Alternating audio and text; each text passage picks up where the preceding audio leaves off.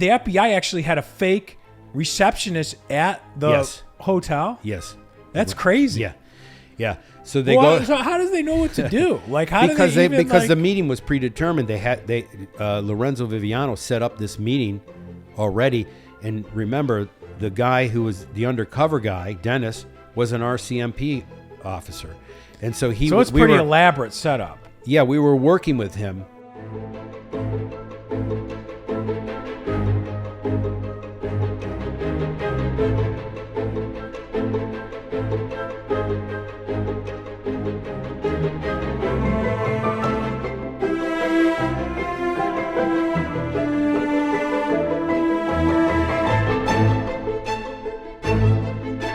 All right, everybody, welcome to another great episode of Cases Gone Wild, and boy, do we have the show for you today.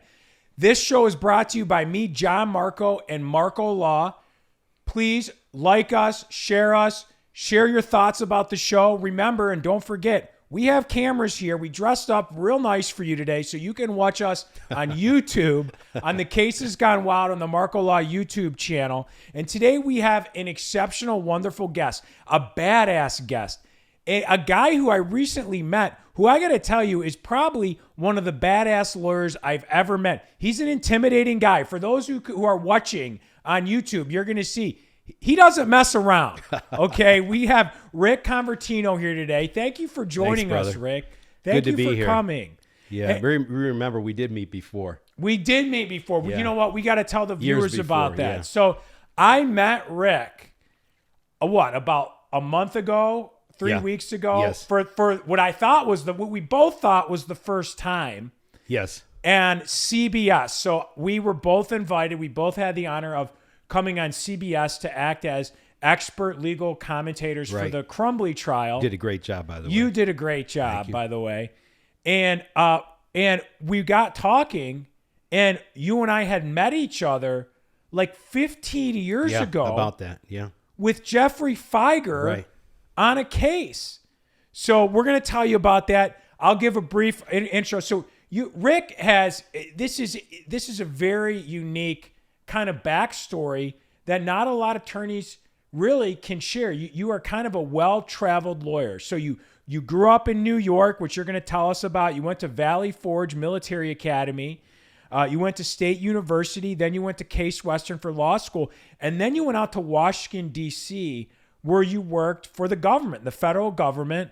I understand you started at the Department of Treasury. Then you went to the Department of Justice doing fraud. And then you eventually found your way into what's called RICO, or organized crime. Yes. Which is, this is like mafia stuff, right, Rick? It was literally mafia stuff, yes. That is crazy. And you traveled all over the country on behalf of the federal government, helping prosecute organized crime families. Organized crime families. And before that, I was with the fraud section of the Department of Justice. And in the fraud section of the Department of Justice, it was a time when I was hired in. It was a time when there was a bank fraud, savings and loan fraud crisis, if you remember. 1989, that period of time, 1988, 89, 90. There was massive bank fraud, savings and loan fraud that was affecting institutions throughout the country, that was causing havoc within the system. Banks were imploding, savings and loans were closing, people were out of their money. So the fraud section put together a group of attorneys, and we were sent out to various locations. I was sent out to the Dallas Bank Fraud Task Force. That was where I was going. From the Dallas, and there was a Boston Bank Fraud Task Force where attorneys were relegated to from my office. And then there was somewhere in I think Chicago, Seattle had a bank fraud task force. I'm not sure. I was going to Dallas. From Dallas, I went to Oklahoma City. From Oklahoma City, I wound up in Muskogee, Oklahoma, the Eastern District of Oklahoma, where I was paired with the finest, bar none, trial attorney I have ever seen in my entire life. I still hold that to be true. I think his name was John Raley. He was the sitting U.S. attorney in Muskogee, Oklahoma. Like I said, this is the Eastern District of Oklahoma, which included Tulsa, but mostly Shittsville, Muskogee, all the way to Arkansas. And so John was the U.S. attorney responsible for handling all criminal activity and civil. They had, I think, 4 assistant United States attorneys. And for those of our viewers who aren't in the law, a United States attorney or an assistant United States attorney is a very difficult job for a young lawyer to get. The federal government has very high standards. It's considered elite jobs. You have to be top of your class. You have to come from a very good background, and you have to go through all kind of screening to get these jobs. They're highly competitive jobs. Even though they're government jobs, sometimes when we think about government jobs, we don't think about an elite job. But this is an elite job. And the fact that you were able to secure this job, I mean, I'm sure you had to forego probably jobs at a firm that would pay you a lot of money, but you went and worked for us, for the people. I did. It is a very difficult job to acquire. When I was applying, they told me there were thousands and thousands of applications. I applied to the fraud section and was granted an interview, and with 5 deputy chiefs. I was interviewing 5. I had to go from one to another. And there were so many interviewees that were stacked up. I mean, there were scores of them. Would they have you guys like in a waiting room and Yeah, stuff? Like, it's like the awkward thing. It was like awkward. You're eyeing each other, you know? It was awkward. I was the youngest by, a decade in that room. So I went in and I interviewed, and I got to the chief. So I got through all the deputies. One of the deputy chiefs, I said, he went to West Point. I went to a military academy, and I refer to him as sir. He like I did to everyone. I still do. Somebody would ask me a question, yes sir, no sir, I don't know, but I will find out, sir. That was kind of the rote answers you'd give at a military school. So I was telling, his name was Alan. What was his last name? I can't even recall his last name. He was an intimidating dude. Vietnam vet, paratrooper. Yeah. But he was asking me questions. I'd say yes sir or no sir. He'd say, don't give me that shit. I don't need that. Hear that bullshit. Yeah. And I said, sir, at the conclusion, he said, do you have any questions? I said, what do you think frankly, what are my chances of getting a job here? He said, you have 2, slim and none, and I think none is the best. This was the guy interviewing you? It was one of the 5. Yeah. But well, man, things have changed, man. People you do. It is like a whole different world now on interviewing, and people are softer, I think. I mean, whinier. It's different. I don't mean it, but like it's just a whole different world. Yeah, it is a different world. I don't know if it's a different world for the better or worse, but it's a different world for sure. Yeah, for sure. So I interviewed with the chief after that, and he was Ted Greenberg was his name. He was appointed by the President of the United States. And a big, long office. I sat on one end. He was on the phone. He was talking to attorney about Imelda Marcos case. You remember that case? Mm-mm.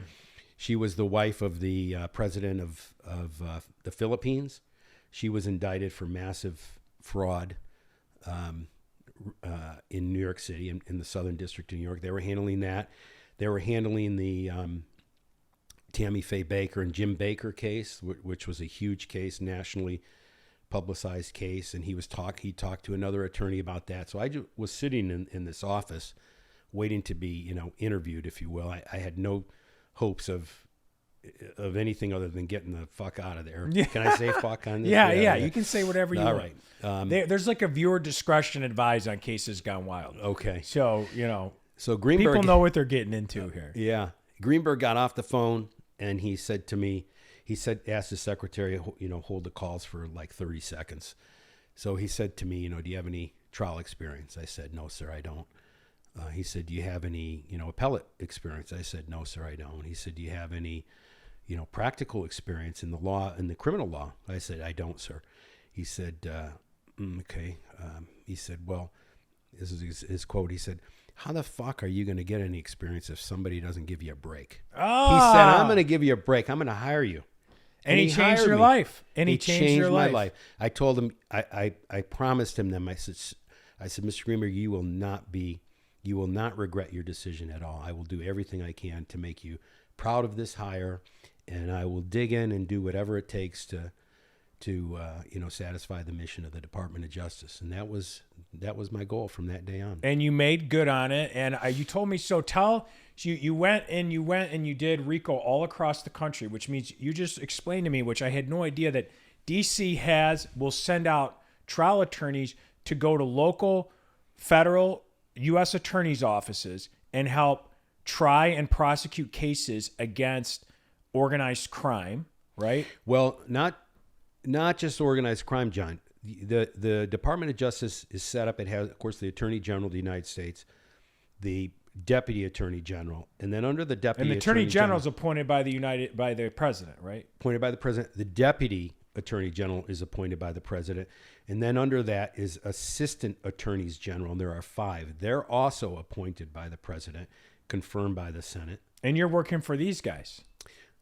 And those there are 5 Assistant Attorneys General. They're criminal division, civil division, environmental, tax, and civil rights. And under those attorneys general, there are sections. And under the sections, there are many, many sections in the criminal division. So there's the fraud section, the asset forfeiture, terrorism and violent crime, child obscenity, organized crime and racketeering. I think there's 10 sections. It's a big department. It's a huge department. And that's referred to as main justice. And under those departments, under those sections, there are attorneys in those sections that go out into the field and help United States attorneys' offices. There are 94 United States attorneys. All of the United States attorneys are selected and appointed by the president and then confirmed by the United States Senate. So there's a real power struggle because you have an attorney, say a United States attorney, appointed by the president in Detroit, and he's not willing to answer to an assistant attorney general. He's like, hey, I was appointed by the president too. You look at my wall. Yeah. So I'm not giving in to you, and so a lot of times there was a lot of friction between DC and like local office. A lot of times. And so going into those offices as a main justice attorney, from DC, you're often viewed as the enemy. And I was many, many times. I went into Miami one time. I was sent by Robert Mueller, who was at the time. Oh yeah, yeah. I worked in a task force on the Bank of Credit and Commerce International task force. He selected attorneys in the fraud section to do that case, which was a huge case at the time. And he sent us all over, and he sent me to Miami. Not a bad place to be sent on. It was a bad place to be sent, John Falk. Why? Holy shit. Because they were working a case long before Main Justice got involved. And Main Justice got involved because of the publicity. Well, what was the case? Like, was this a crazy case? It was a crazy case. It was the Bank of Credit and Commerce International, BCCI. The BCCI case resulted in a $500 million forfeiture of the Bank and Credit and Commerce International, and there was no fraud, zero fraud in the United States. So it was a very strange, bizarre case. So explain to our viewers, because I'm a lawyer and I don't even quite know exactly the banking fraud. I mean, I know like stealing money, but what is it? Like, what are you going to do, for example, in Miami with this bank fraud case? What is it? How does the federal government get involved in this? Are people being cheated? Yes. There was a bank in Miami called SunTrust Savings and Loan. And that was acquired by a man named Gaith Ferrone, who was a part of BCCI, Bank of Credit and Commerce International. Ferrone was a Saudi Arabian, and he acquired assets in SunTrust, and then they essentially busted it out. What do you mean they busted it out? Emptied that motherfucker, So they bought it and emptied it? Yeah, and they used it as their own personal piggy bank. There was testimony that the president of the bank at the time would do things like his wife would. the bank tower downtown was lit up in a certain color, and she would look out there and say, change the color, and he'd call downtown and he'd change the color of the bank, and they had, they would fly chefs in from Paris to cook a meal and then fly them back on bank asset, bank. So are these other people's money? Yeah, it was depositors' money. They were just using hardworking people's money until it was gone. I mean, in sum and substance, that's what they did. Well, okay. So here's what I never get, and maybe there's no answer that we can figure out on Cases Gone Wild here today. But like, how do people like this think they're going to get away with it? Like you hear this story and you're like, doesn't it eventually have to come to an end? Like, isn't there like a, judgment day for these people, like Bernie Madoff, right? It's like, how the hell does this go on for so long? Well, Bernie Madoff, as an example, would have been doing his thing till today had it not been for one, conscientious auditor who wasn't believed. I mean, that auditor was, he had to push and push and push. And he was saying that the emperor has no clothes, and no one was believing him. So how'd this Miami guy get caught who's stealing all this money out from the depositors? It was investigated and charged in Miami as a bank fraud conspiracy, 371 conspiracy. And that was already charged and indicted.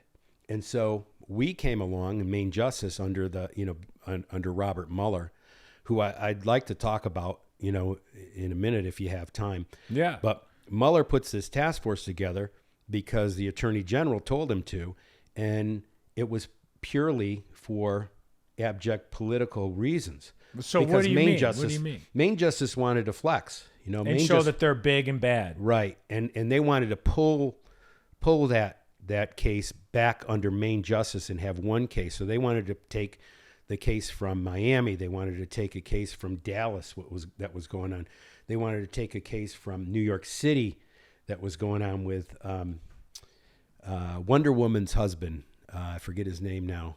He was involved in the bank fraud in Manhattan. So they wanted to take all of these disparate cases and put them under one, the penumbra of Department of Justice in Main Justice. So is that so they could get credit in D.C. and, make everybody look good there, as opposed to like the U.S. attorney running the Miami office who would get credit? Is that what's going on? Honestly.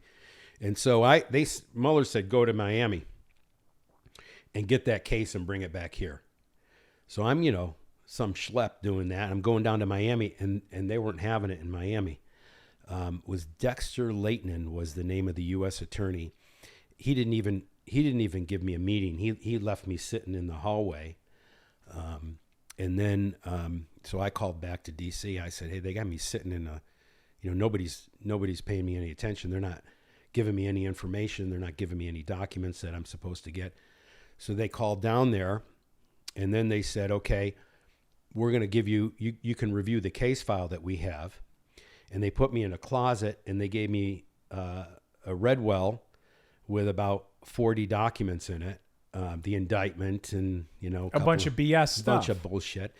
So I flew back to Washington, and we had a meeting. And Mueller went around the room. What did you get? Give me an update. And I told him, I showed him what I had. He sent my ass back down there. And he called down there and he said, you're going to give this guy access to everything he needs so we can have, we can pull this case into DC and we can make it one big RICO, is what they wanted to do. And explain to the people who don't know RICO, what does it stand for and what does it mean? It stands for, the acronym is Racketeering Influenced Corrupt Organization Act. And it was passed in the 70s. To focus and strike traditional Italian organized crime. It was a way that mafia, yeah, which was controlling the waste hauling industry, the all of the construction. Like Soprano stuff. It really was. I mean, that's not far fetched. So let me ask you: is the mafia still active today? It's an excellent question. Of course, I have no insider information. Not being involved in it anymore. It's markedly weaker, for sure, but I think it still exists. Because still I mean, exists. some of the things that I see about how it used to be, it was, I mean, they would run things. I mean, They would literally run in their things. little pockets. I mean, they you know? ran the Teamsters through the Teamster Health and Welfare Fund, which was run by Jimmy Hoffa, and that was where and he would provide money from the Teamsters Health and Welfare Benefit Fund to organized crime activity, which is what predominantly was used to generate more and more and more income. Yeah. So sorry to sidetrack. So what happened with this case down in Miami with this bank fraud? I had a meeting. They did give me a meeting with Dexter Layton, who was the U.S. attorney. Now I was in my probably my mid-20s at the time. A snot-nosed kid, and I'm meeting with the U.S. attorney. I go in his office, and he's got there's probably 10 people in there, and they're all motherfucking me, for sure, because I'm the enemy from Washington, D.C., and he had an M16 on the coffee table. He was a Vietnam vet, kind of a war hero. He had an M16. This is an assault rifle. This is it was ominous. It was sitting on a table. I don't know if it was a display or whatever, but it was on a coffee table. And I sat down, and he was kind of looking at me like I'm looking at you now. He was looking this way, and he's like, who do you think you are coming down here? I was appointed by the President of the United States. My office has authority. And then he boom, turned his other cheek. And he literally had half a face. No way. Yeah, like Batman. Yeah, the dude on Batman, the lawyer, the city attorney on Batman. Yeah, Two-Face. Two-Face. Yeah. And so he had been injured in Vietnam, and so he turned to me like that, and I had been tipped off to that, that display by someone, I forget who said he'll do that. He'll turn his face to you like that. To mess with you. And it was intimidating. He turns and he's giving you this wet eye look, and, but I didn't flinch because I was aware that something like that was possible. So he basically kicked me out. So then there was a big fight these fights are not unusual, between Main Justice and I had and the no US idea Attorney's that could happen, but I guess it makes they're sense. wicked. I guess it makes sense. Yeah, they're wicked. Cheers, buddy. Cheers. So what happened? Did they get this guy down there? Yeah, he was convicted. Mm-hmm. So how often? Good wine. What is this? This is just some Napa Valley Quilt. Nice. Just an easy drinking. Yeah. Just an easy one. Yeah, it's nice. Thank you. Yeah, thank you for coming on the show. So tell me about some of this bank. How often does this bank fraud stuff go on? It was going. I mean, it was so prevalent that they had to that Congress extended the statute of limitations on bank fraud, so they could go after more of it, because the problem was by the time these investigations were occurring and concluding, the statute of limitations had busted, and so there was no recourse. So they extended the statute of limitations, and that's when all of this activity was occurring. So bank fraud prosecutions were going on all over the country in massive. How I mean, isn't there safeguards, or wasn't there that how can you just steal depositors' money? I mean, that was what in 1989 the Financial Institution Reform, Recovery, and Enforcement Act, it was known as FIREA, was enacted by President Bush, first Bush, father, to address all of these loopholes, all of these these interstitial gaps in regulation that were going on, and what was allowing and causing that, and especially was occurring in credit unions and savings and loans, smaller places. Yeah. Like Muskogee, Oklahoma, which is, the Muskogee case was, there were investors from Manhattan that had targeted this little shit, bank in Muskogee, and had, just pilfered it, just had busted it out. And so what do they do? How do they take people's money and think they can get away with it? Well, they weren't taking people's money and thinking they were getting away with it. They were getting away with it. How? because how can you just steal people's money? Because it would go, they would bankrupt the bank. They would bust it out. And then say, sorry, the bank's bankrupt. Bank's bankrupt, yeah. Go home. Bank's closed. And they had stolen all the money. Yeah. I mean, and they'd move on to another institution. I mean, that's crazy. That's like, I mean, how is that different than robbing a bank except you're not using force? It's not. I mean, as Shakespeare said, the pen is mightier than the sword. Yeah. It often is. And these guys were getting away with all this stuff, so you'd have to fly around and prosecute these guys. I was. And then I did that I tried my first case in Muskogee, Oklahoma. How was that? It was exhilarating. It was fascinating. It was like I was hooked, man. I mean, it was what I always wanted to do my whole life. Yeah. Since I was a kid, I watched a movie called The Duke of West Point at my grandmother's house. It was a movie about a cadet at West Point who was wrongfully accused and who was shunned throughout his career. And I thought the gross injustice of it just struck me as a kid. And I thought, and the outcome, of course, was good. At the end, it all worked out for this guy. But that was a kind of a startling wake up as to, what profligate injustice can do and how it can affect people in small and great ways. And I wanted to be a part of that. So tell me can you talk about some of your crazy RICO cases, like with the mob? Well, I prosecuted Jack Tocco here in Detroit. That was a big one. That was a huge one. And I got on that case, and I did a majority of that case. So tell our viewers, give us a history lesson. Who was Jack Tocco and what was he charged for? Like, what went down? That case, Jack Tocco was the alleged and convicted head of the Sicilian organized crime family here in Detroit, which was very unique because in Detroit, the organized crime family, the Italian organized crime family, was solely Sicilian.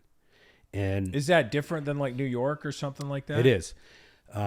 My just as an example, my father was born in Bari, Bari, Italy.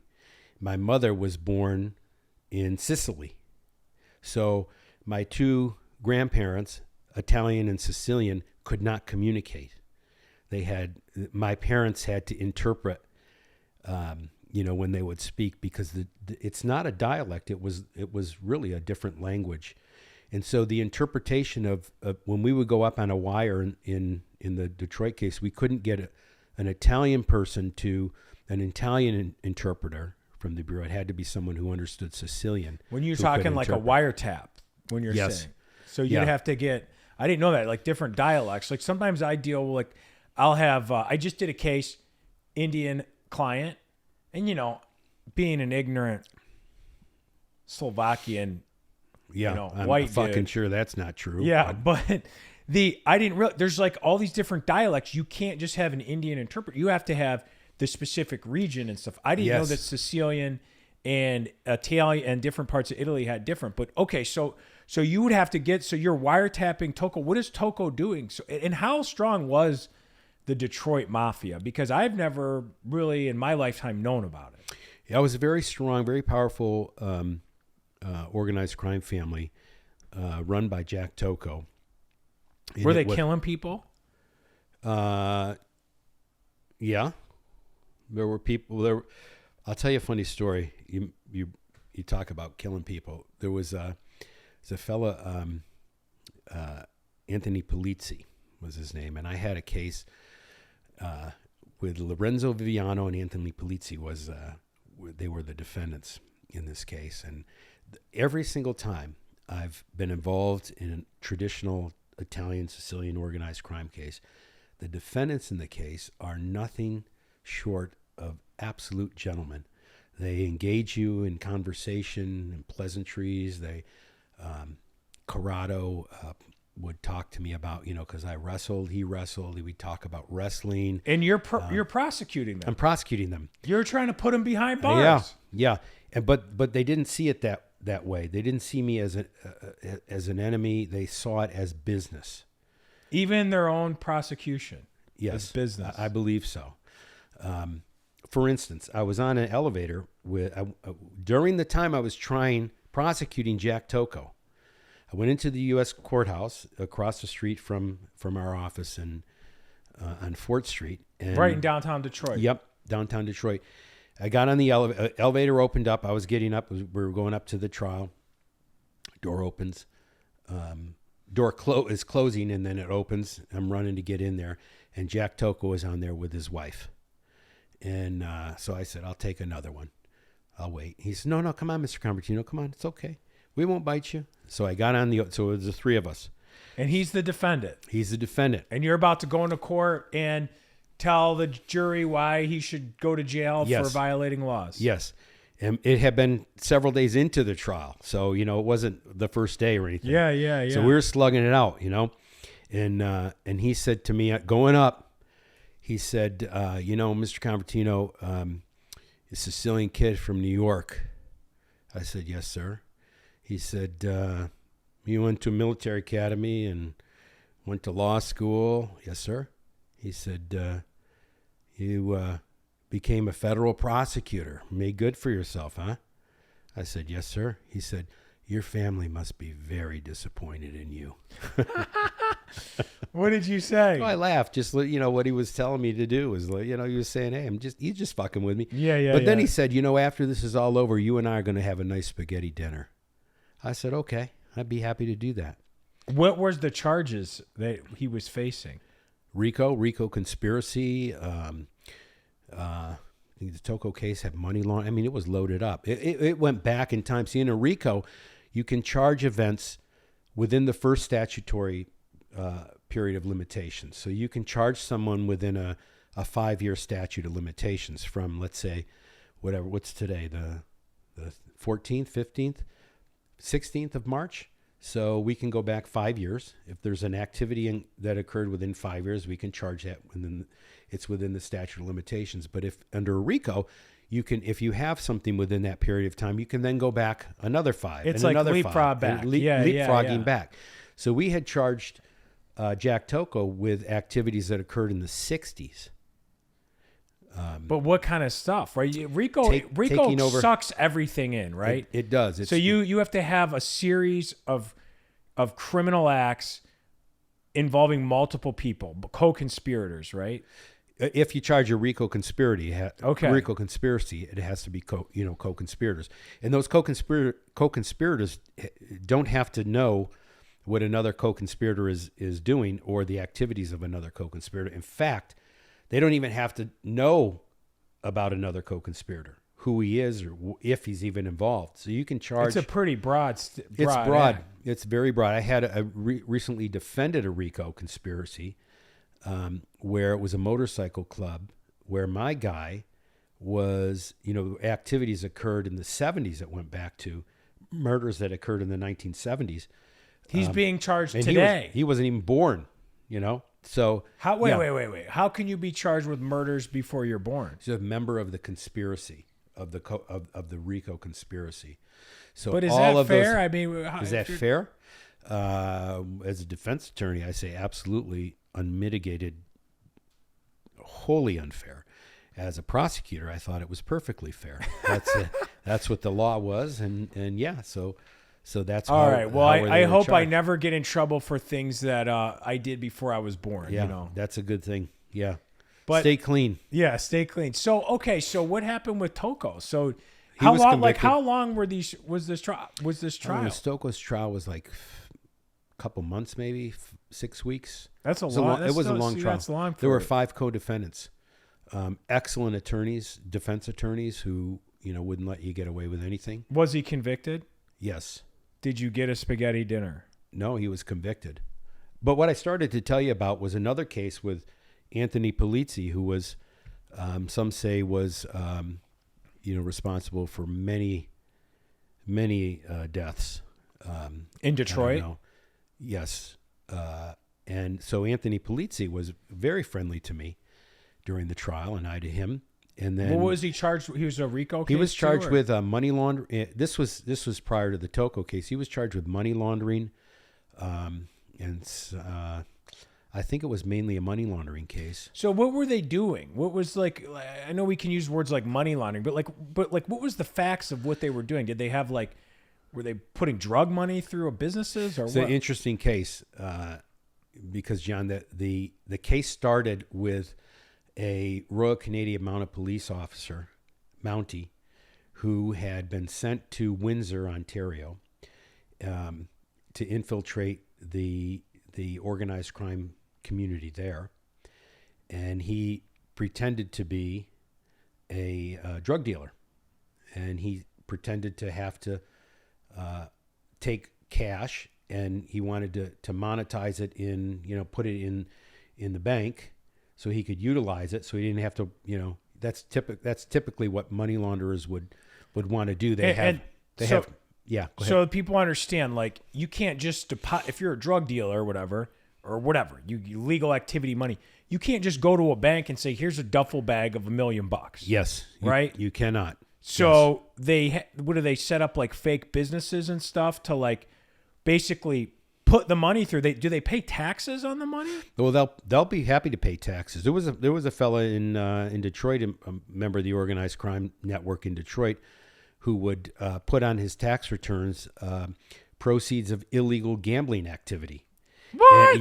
Fuck yeah, because he was more concerned with the IRS, Title 42 violations, than he was with any illegal gambling, which is a misdemeanor. Well, isn't that what they got Al Capone for? Wasn't it the tax fraud? It was right? tax fraud, because this and that's what this guy didn't want to do. So he would say, whatever he all my earned illegal income. illegal IRS. Yeah, illegal IRS. And then you illegal don't have gambling. the IRS coming after you. Right, at least. right. So, all right, so they sent a Royal Mounted Canadian Police guy to Windsor. I didn't even know Windsor had organized crime. Oh yeah, either. Erie I'm learning Street. all kinds of yeah, things Erie today. Street was big on it at the time. And this guy was Dennis Travenot. He was an awesome guy. Became good friends with him. He was a young guy. He's right out of the undercover school. So they send him to he was from Vancouver Island. He was Sicilian. And his dad was a fisherman off of Vancouver Island. And the reason that he became a Mountie was because he heard this. There was one Mountie on Vancouver Island. The whole island, they had one Mountie. And he said he was so impressed with the notion, one riot, one Mountie. That was a saying. So he thought, shit, I'm going to be a Mountie. So as a little kid, he grew up to be a RCMP Mountie, and he went to undercover school as a part of his training, and they sent him to Windsor. And so the first case he had was the one that resulted in That's this a big indictment. dangerous first case. I mean, this undercover work's dangerous, isn't it? is You can get dangerous. killed. Absolutely, you can get killed. It was very dangerous. But he meets this guy named Lorenzo Viviano, and he's telling Lorenzo he has, income from the distribution of drugs, and he has to clean it. He wants to put it in a bank and legitimize it. So Lorenzo says, Because you can't just go buy a house. For people out there, you can't just go here's $1 million. I'm going to buy this mansion, right? Here's the duffel bags are in my car. Right. It's kind of, you got to get rid of the money. You got to get rid of it. You got to get rid of it. Yeah. You have to clean it up. You have to have, so you can write a check for your house. Or you Yeah. can Yeah. dump Yeah. it. Yeah. So that you don't get in trouble. Right. Right. So he meets Lorenzo. Lorenzo says, I'm going to take you to a friend of mine in Detroit. And they come across the river and they meet Anthony Palazzolo. And what is he like a mafia don or something? Yeah, he's a soldier under the Toko crime family. And it's interesting. They go to the old Renaissance Center. Yeah. And there was the hotel there. And they went into and they asked for a key to a room. They were going to have a meeting with Anthony Palazzolo, Lorenzo Viviano, and Dennis Travenot, who was the UCI.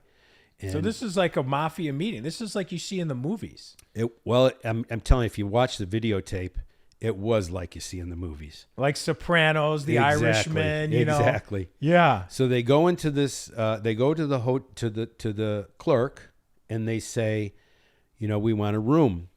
And the clerk gives him, here's a key. And Anthony Peltzola says, no, give me another fucking room. So he gives the clerk, randomly selects another one. Well, wherever they were going was the same room that the FBI had wired and bugged. So it didn't matter whichever key she took, it was going to the same place. What do you mean? How did the FBI know which room they were going to if he said, give me a different room? Because they were working with, the RCMP. And they knew this meeting was occurring. So they set it up. Okay, yeah. Okay. So they go into the room that the key, if they gave him the room to this key, it was going to 729. If they gave him the room to that key, it was going to 729. It didn't matter what they were going to the same fucking room. But how was he going to get in the room if they gave him a key to a different room? Because all the keys were to the same room. So the hotel was in on it too? It was an FBI agent behind the... Oh, okay. Yeah. I was like... Yeah. All right. So it was predetermined. They do... see, for you, Rick, this is second nature. Oh, I'm sorry if I'm skipping ahead. For a civil litigator who, sues people for...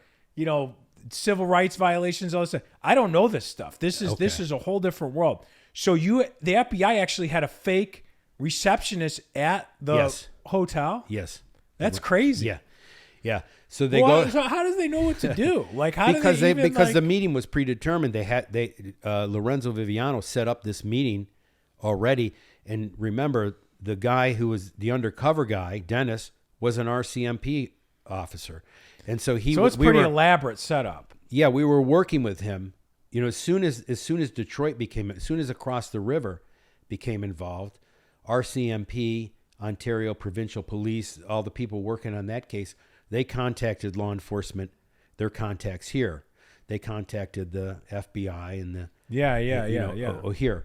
And so that's how that all initiated. So they go to the room. So the guy said, give me a different room because he was maybe worried that it would be bugged or something? Yes. Yeah. So I'm sorry, Tony Peltzola, Tony Pal. So he thought that was a pretty slick move. It was a slick move. But the FBI outslicked him. They did. So they go to the room, they open the door, and Tony, this is all on video and audio. So, and Dennis, the RCMP undercover officer, he had a Nagrabata recording. He had it in his boot. He ran up his leg, and it was in his on his belt, under his shirt. That was an audio device, and so a recorder, a Nagrabata. That's dangerous, isn't it? If they catch you, or I could tell you another story about that where they searched him, but he had that on him that day. They walk into the room, they open the door, and Anthony Peltzola says, "Turn on the fucking TV." And so they turn on the TV, and Dennis does, the UCO, and Tony Pell says, turn that fucker up, because FBI is so stupid, they'll put the bug right on it, and the bug was there. On the TV? On the TV, above, and a clock above the TV.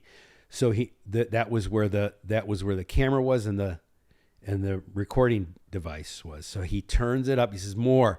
So that blew that one out, but the camera was active. There was another device in the bed. So Dennis, the Mountie, again, it's his first undercover operation. He's young. He's scared. He's nervous. I'd be scared too, dude. He sits on the bed. End up in the Detroit River with the cement ankles. Right. He sits on the bed, and he's like, he's nervous. He's like this on the bed. Bouncing. That's all you heard on that mic was, that knocked that one out. So he had the one on his belt, and that luckily was enough that the FBI could enhance to get the recording device. But Tony Peltzola opened the window, and he says, this is my fucking town. He's looking out, and he turns around, he says, my fucking town. And that was like something right off of The Sopranos. Yeah. So, yeah. And so what happened? So then did they talk about like cleaning money and stuff? So the arrangement was, you bring us over the money. We have a gold and silver shop, coin shop. Like a pawn shop in Birmingham. Or something? Yeah, okay. Pawn shop. Birmingham gold. I can't remember. Birmingham silver and gold or something like that. They took it to that shop, and they got South African gold Krugerrands in return. And that was, supposedly the wash for Dennis to take and put in the bank, these gold Krugerrands. And that was the case. That's crazy. So what I was initially telling you about Anthony Palazzolo, he's talking to me about this very specific food that Sicilians love called Speedies. Have you ever heard of Speedies? S-P-E-I-D-I. And it's lamb, and it's on a kebab with onions and tomatoes, and it's absolutely delicious. And you put it in this, you have something called a Speedy sauce, and it's you marinate the lamb, and then you kind of you barbecue it, and then you put it on a big piece of Italian bread, and then you schloss this Speedy sauce. It sounds pretty good. It's fucking delicious. But you can't. I didn't know you could get it here. It was in my hometown. It was all over the place. Speedies. They sold Speedy sauce in all the markets. Anthony Palazzolo says to me, do you like Speedies? Because he's Sicilian. I said, I love it. He said, do you ever have a good Speedy sauce? I said, yeah. I had great Speedy sauce. He said, this is the guy you're prosecuting again now? Yeah. See, these guys are all loving you. Yeah. Well, I think that honestly, they thought it was business. There was no personal animosity. At the conclusion of the case, he gets convicted. He goes, I don't know where the fuck he went, but he went to prison for a while, for a long time. Years down the road, I get a call from his attorney that he wants to talk to me, Anthony Palazzolo. I'm in the U.S. Attorney's office. I'm like, okay, So I meet with him. He gives me fucking Speedy. No, he's out. He's out. Okay, yeah. okay. He gives me Speedy sauce that he made, homemade Speedy sauce that he made. Were you worried it was like poison? No, it was delicious. It was delicious. See, that's crazy. Yeah. That's wild. Was there like a mutual respect there? I think so. I think that's how I'd refer to it. Did you ever have any threats on your life? Yep. I mean, going 26, 25, 26, something like that. 26 threats on your life? Something like that. Yeah. Gang members throughout the years. No way. Like, tell me about some of those. Well, I'd hear from an agent or something that there was a threat that was, they deemed either credible or, markedly credible from they'd pick up on a wire from, a prison or a jail. Something like we got to get the prosecutor. Something, some bullshit like that. That's crazy. Yeah, I had one not long ago on Facebook. That somebody I prosecuted years ago contacted me on Facebook and said what? Like I'm gonna kill you or something. Something like that. It was from Paris, I think, somewhere in France. Did you ever have anything attempts? No, not that I. Were you ever worried? I mean, you had a family, and one time during the Toko case, there was a vehicle that, I was preparing for it. So I would work, honestly, 22 hours a day, really. And it was right at the closing, and I was preparing for the closing. Closing arguments. Of the case. End of the case. So the whole case goes on. Mm-hmm. And I had an office at my house that I would hole up in that I could, look out the window and see the street. And there was a car that I noticed that was coming by, and it would turn the lights off, and as it went by my house. At night? Was it nighttime? I could hear it. So it's turning its headlights off and driving by your house. That's not a good sign. No.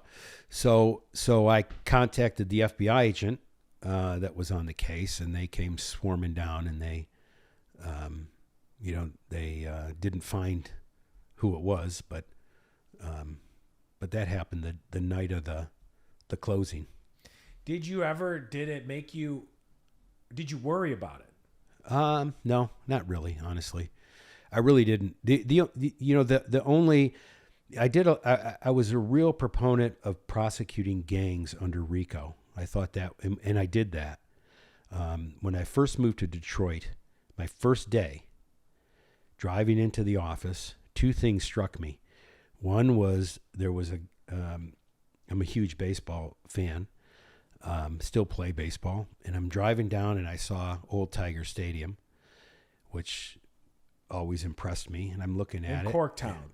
Yep. Yeah. The old one.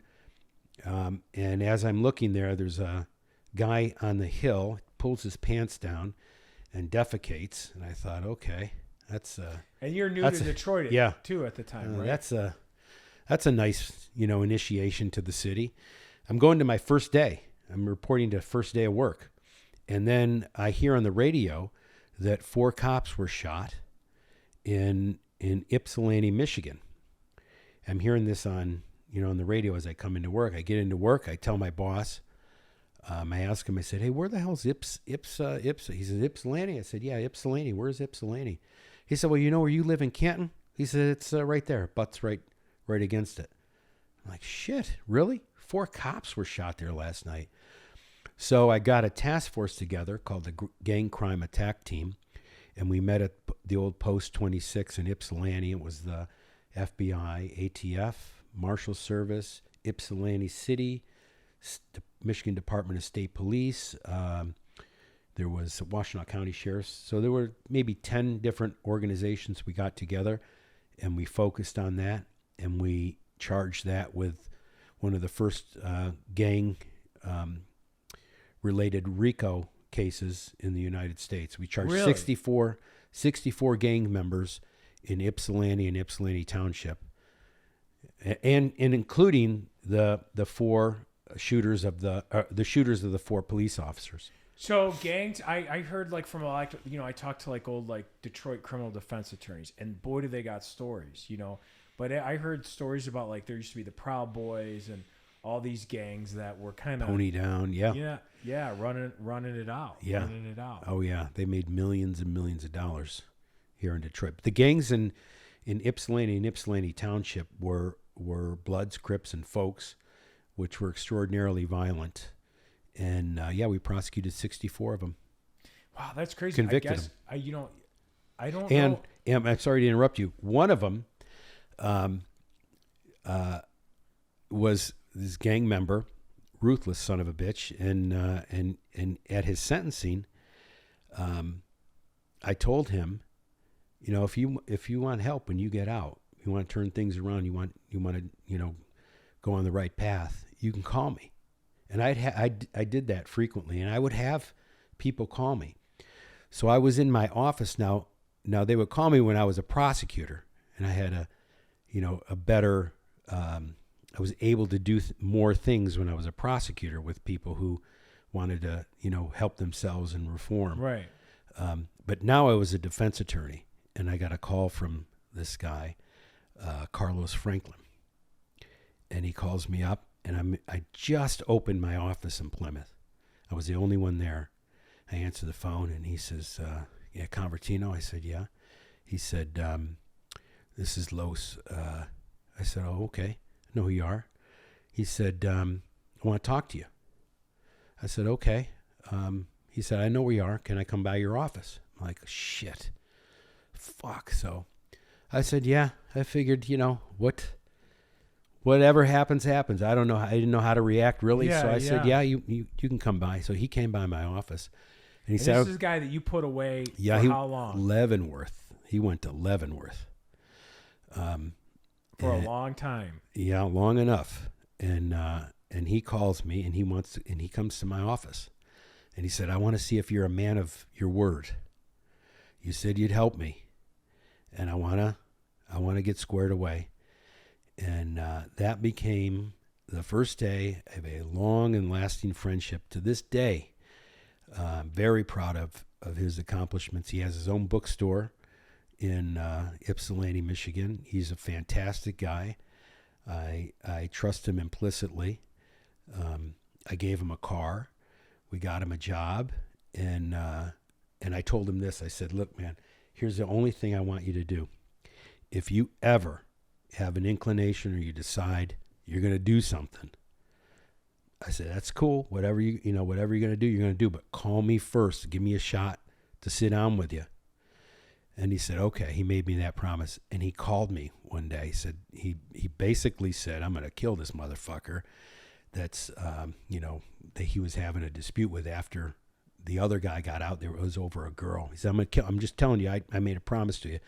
I said, "Look, hook up with me." We met at a 24-hour restaurant, and I kind of talked him down, and it was cool. Everything was good. But I used to bring Carlos. Carlos and I used to go. We went to a school.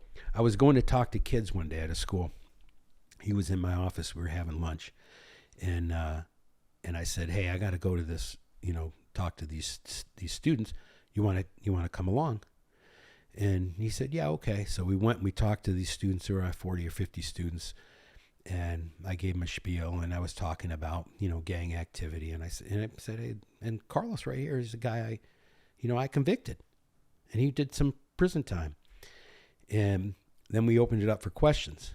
And so the questions were like, "Mr. Convertino, thanks for coming. I'd like to ask Carlos a question."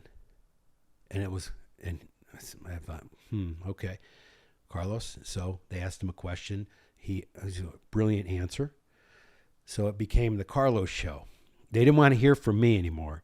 So we started doing that. We took that to schools, and he's the real deal. He was talking to people. That's amazing. I mean, look, we're both trial lawyers, but we're trial lawyers in different ways. We've had the intensity of it, but it's different. I mean, it's hearing from you about some of these things that you've done in your career. It's very different. You put people in prison. You've kind of made the community safer. Now you're a defense attorney now, right? You do. Yes. You represent people. You use your experiences. But, man, crazy stuff. And, I have stress. Sometimes I'm not usually worried about cars driving by with turning their lights off and doing a hit. That is crazy, crazy stuff. Crazy stuff. Yeah. You got your different stressors that occur, when you're trying your cases, things that I don't know about, or I wouldn't have that experience with either. But it all works out the same. I mean, there's, trying a case is like being if you're in the military, you're an F-16 fighter pilot, or you're a special forces, tip of the spear guy. I mean, trying a case, I got a buddy who's a stand-up comic, and he quotes the typical stand-up comic quote where they say dying is easy, but being a stand-up comic is hard. Well, I don't know if dying is easy, but being a trial attorney is very hard. It's very hard. It is the special forces of attorneys. It is you're in the pits, you are the warrior, you're slugging it out, and the outcome is absolutely the most important thing in a lot of lives, whether it's a civil case or a criminal case, whether you're fighting for somebody's liberty interest or you're fighting for somebody's, civil rights. I mean, it is critically important. And I always thought, and like you work around the clock. You can't, you don't want to give up. You don't, I went by a defense attorney's office one day, at about 10 o'clock. I left the U.S. Attorney's office. I drove by the attorney's office, and the fucking light was on. I turned around and went back to my office. And, that's what I was telling you. I represented a state trooper who was being tried for second-degree murder. It was total bullshit, unjust prosecution. And that was starting in January, and it was Christmas Day. And he calls my house to wish me and my family Merry Christmas. I'm not there. I'm at the office. So he calls me at the office. He's like, "What the fuck are you doing at the office on Christmas Day?" I said, "Listen, where else would you want me to be?" Yeah. And he said, "Oh, yeah. Yeah. I appreciate it." I mean, a lot of people who aren't trial lawyers, who haven't been in it, don't understand that. Yeah. It's like, we watch, I don't know if you've ever seen like the show Suits. Yes. It's like a dramatization, yes. right? And it's like in Suits, the trial's always, it's like we get a case, we go to trial 2 days later, the trial takes like half an episode, right, and then it's all done. Right. That's not the reality. You know, I can't tell you how many. I've had family vacations where I had to leave my kids. I flew my kids to vacation. I got them checked in. I kissed them goodbye. I got back to the airport and flew on a plane so I could finish trying in the case. Yeah, I hear you, brother. And I'm not complaining because I love it. I love it. It's stressful, but it's what I was meant to do. It sounds like you are the same way. But it takes a kind of a crazy breed to be able to do it and to be able to enjoy it and be able to do it well. There's so many lawyers who want to run away from a courtroom, and that's the last thing they want to do. Right. Absolutely right.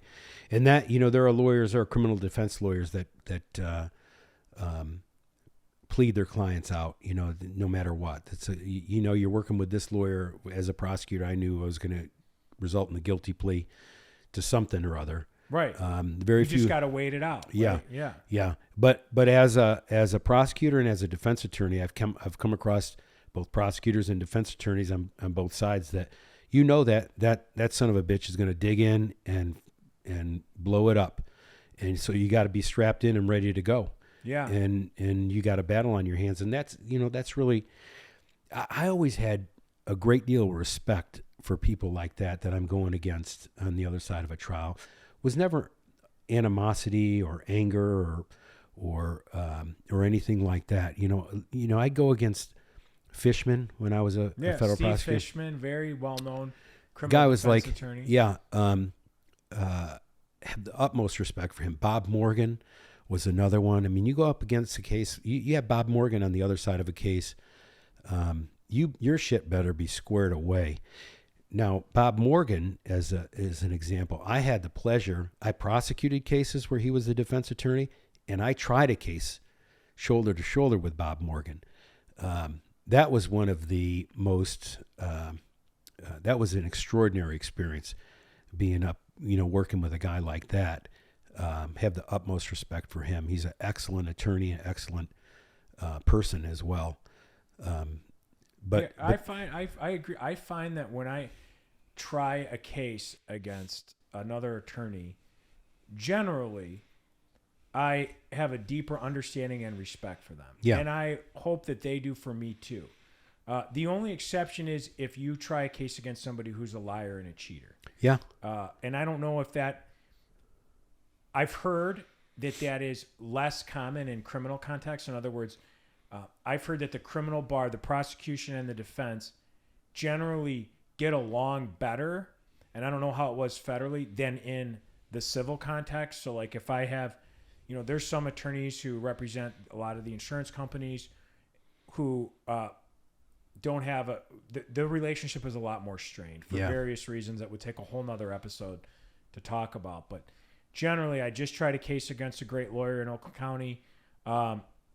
Didn't know him that well. He did what he had to do. We have a mutual respect. It's almost like going to war against somebody or with somebody and coming out and knowing the hardships of it and having a respect. I have a trial in a week with a very good defense attorney named John Eads, who is an exceptional attorney, and we're going head to head, but it's not dirty.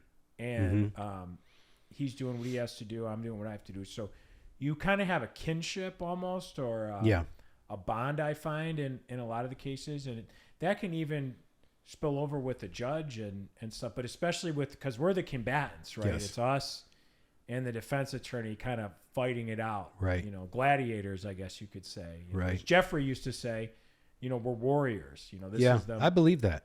I really do. I believe in that warrior mentality. I wrestled all the way in high school and college, and that mentality, sticks with you throughout, and it's important to have. When you got to suck it up at times, and no excuses, straight ahead. I found in the more high-profile cases, the opposition in criminal cases is less trustworthy and more. It's more animosity because the stakes are higher. So I saw that. I tried cases against a lot of high-profile defense attorneys when I was a prosecutor, and pretty unpleasant, nasty times. You had to be on your toes because they do whatever they could to try and undercut you.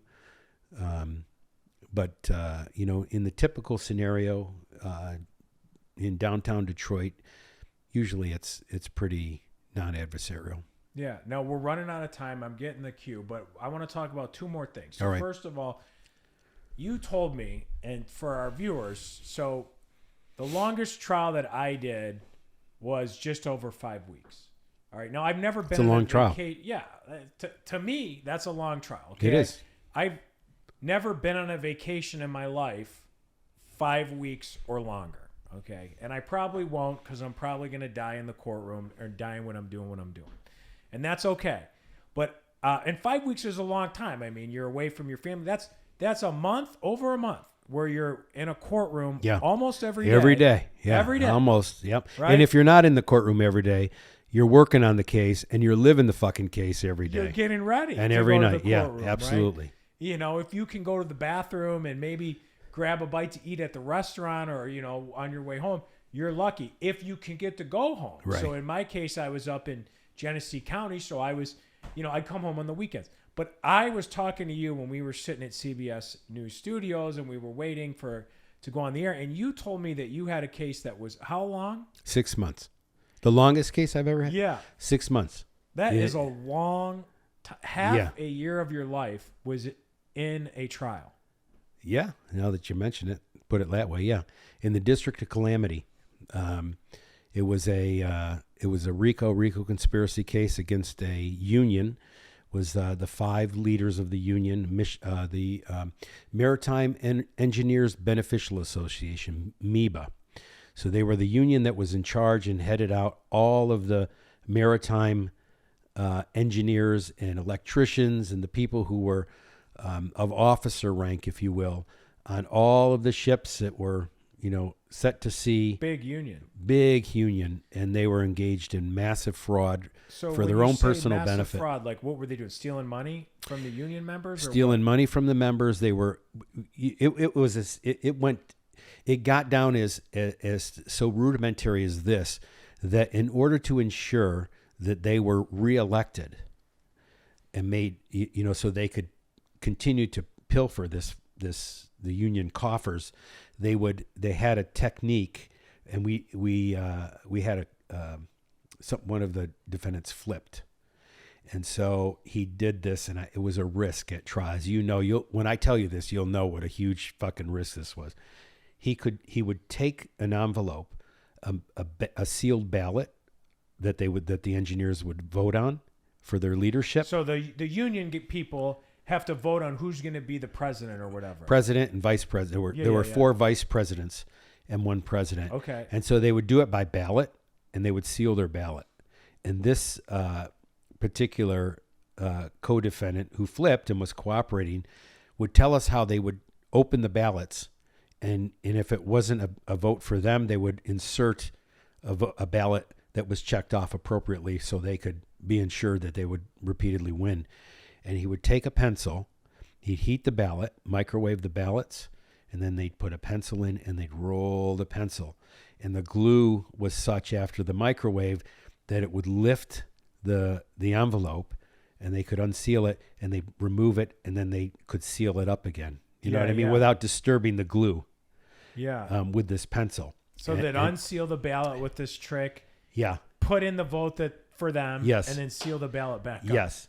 Now that's election tampering right there, right? Yeah. So it was a part of the RICO conspiracy, you know. So I thought long and hard, shit, am I going to have him do it on the stand? And he gets on the stand and he can't fucking do it, you know.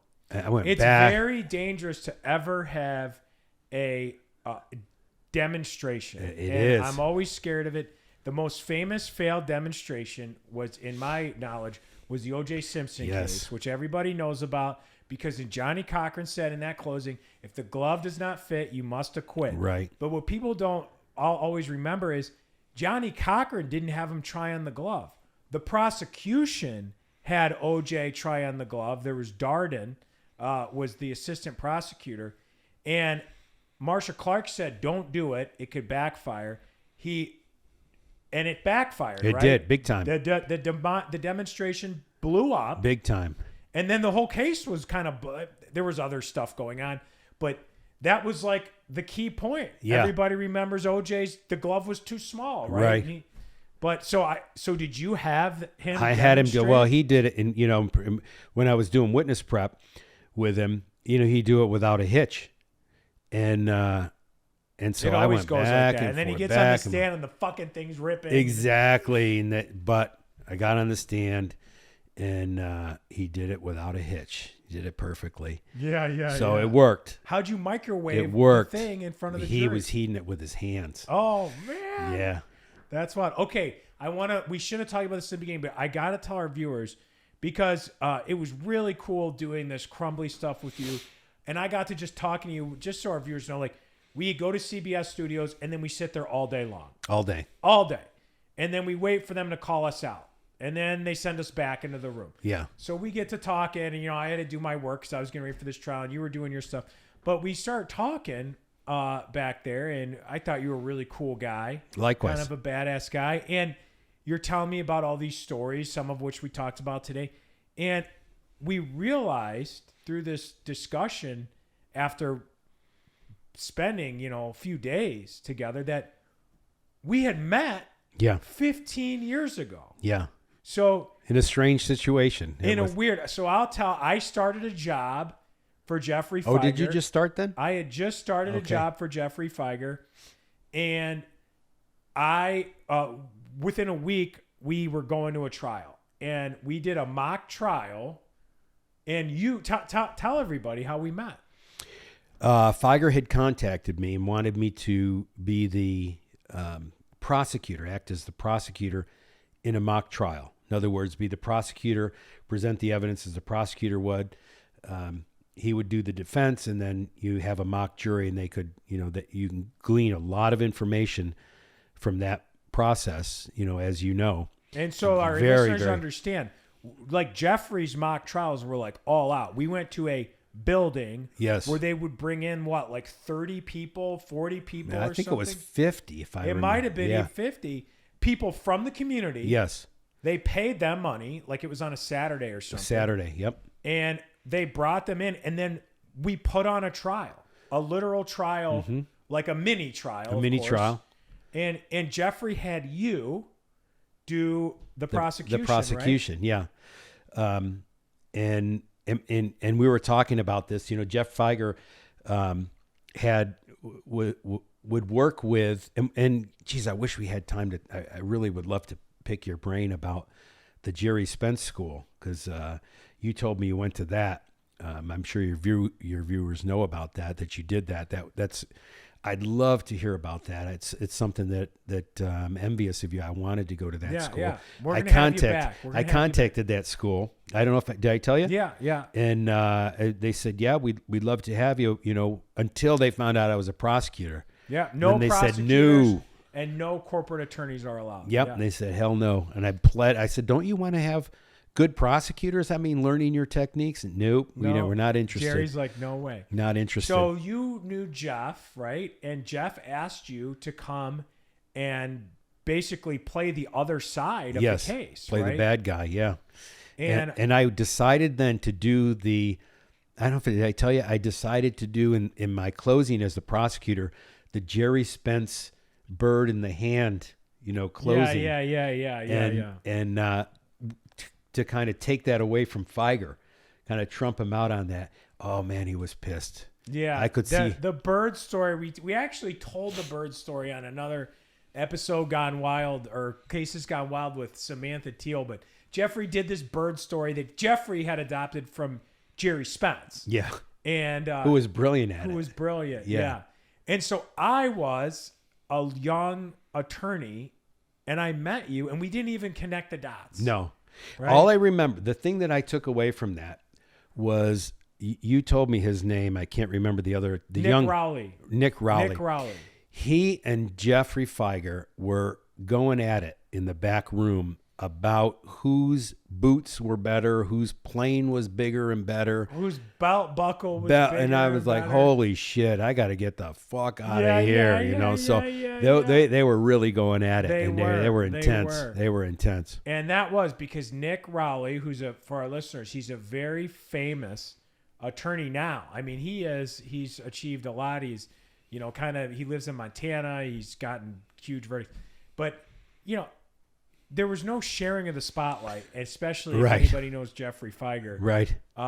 And so he did that, and then Jeffrey said, all right, we're not doing this together anymore. Yeah. Yeah, and I was there for that, and you were there for that too. And then when when we started talking, I then remembered you being there. Yeah. So small world, it man. is, but I wouldn't want to paint it. Yeah. No. Hey, Rick, thanks a lot for Hey, buddy, coming it was on the my show. pleasure. I really appreciate it. It was my pleasure. You're a good man. I appreciate it. I feel the same way. I'm glad I got an opportunity to meet and talk to you at CVS. Me too. That was a fun time, too. Thank you, sir. All right, everybody, that was another exceptional episode of Cases Gone Wild, and I want to thank our very special guest, Rick. He had a lot of great stories. If you need criminal defense of kind of like big stuff, okay, he's not going to, if you are peeing in public, don't call Rick, okay? But big RICO stuff, you're getting RICO'd, the feds are coming after you, you better call Rick. So, ladies and gentlemen, thank you so much for tuning in. Please, if you need any help with what I do, which is not RICO suits, please visit us at markolaw.com. That's MARKO law.com. Or always give us a call. Easy number, 833-MARKO-LAW. That's MARKO law.com. We'll see you in 2 weeks on the next Cases Gone Wild.